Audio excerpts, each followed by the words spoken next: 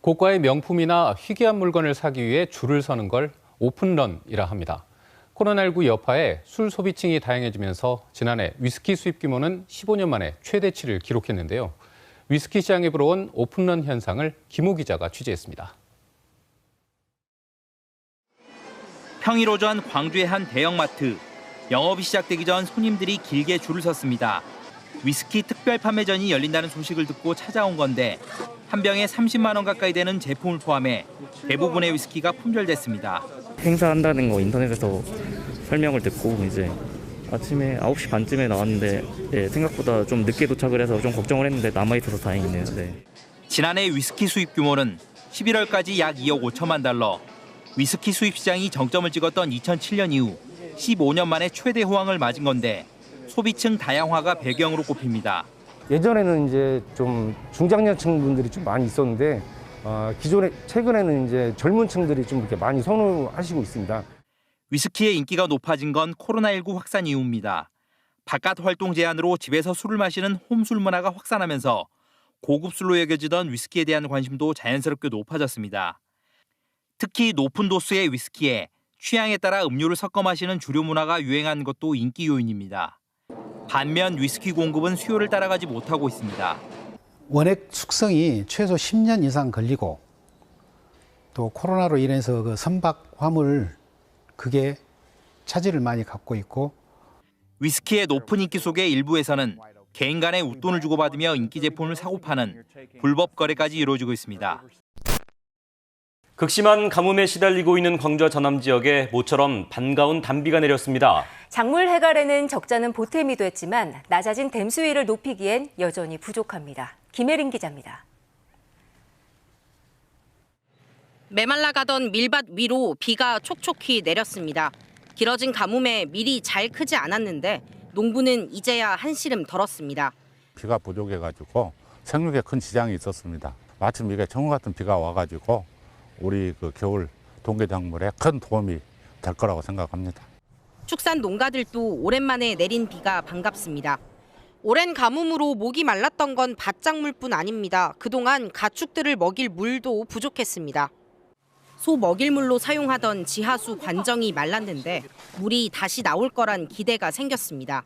나오다 안 나오다 해서 다른 모다를 갖다가 더 큰 모다로 다른 쪽에서 충당을 해주고 있어요. 다른 해보다 훨씬 더 가물나요. 근데 오늘 마치 비가 좀 와줘서. 오늘 하루 광양 백운산에는 90mm의 강우량이 기록됐고 장흥 관산 75.7, 고성 71, 순천 56, 광주에도 20mm가 넘는 비가 내렸습니다. 전남 대부분 지역에서 1월 1 강수로는 가장 많습니다. 하지만 댐 저수율을 높이기엔 역부족. 광주와 전남 지역 식수원인 동복댐은 23.93%에서 23.8%로, 주암댐은 28.06%에서 28.01%로 하루 새 저수율은 각각 줄었습니다. 댐으로 흘러든 빗물보다 사용된 물의 양이 많아서입니다. 지금 가뭄 상태가 심각하기 때문에 완전히 해갈하기에는 좀 어려운 상황입니다. 이제 강우가 내리고 나서 그 댐 유역으로 이제 유입이 되기까지는 한 3, 4일 정도 시간이 좀 소요되기 때문에 한국수자원공사는 주말에도 지속적인 모니터링을 통해 댐 수위 변화를 관찰할 예정입니다. 9년 전 여수 산단의 한 대기업 직원이 수억 원대 취업 사기 범죄를 저지른 일이 있었습니다. 이 남성은 수사망을 피하기 위해서 바다에 빠져 숨진 걸로 위장하고 도피 행각을 벌여오다가 최근 덜미가 잡혔습니다. 공소시효 만료를 불과 10여일 앞둔 시점이었습니다. 보도에 최혜진 기자입니다. 주민 10여 가구가 사는 여수시 화양면의 한 선착장입니다. 9년 전인 2013년 8월 렌터카 차량 한 대가 바다에 추락했습니다.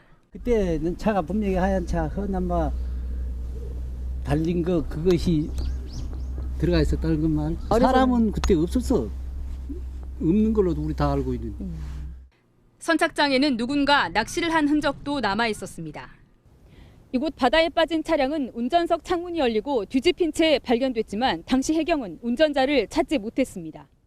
해경 수사 결과 차량을 빌린 사람은 당시 여수산단 대기업 직원 A씨.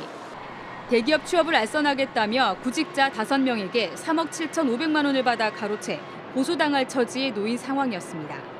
돈을 빌려서 미안하다는 취지의 유서까지 남겼습니다. 9년 전 벌어진 이 사건은 검찰 수사 결과 A씨의 자작극으로 드러났습니다.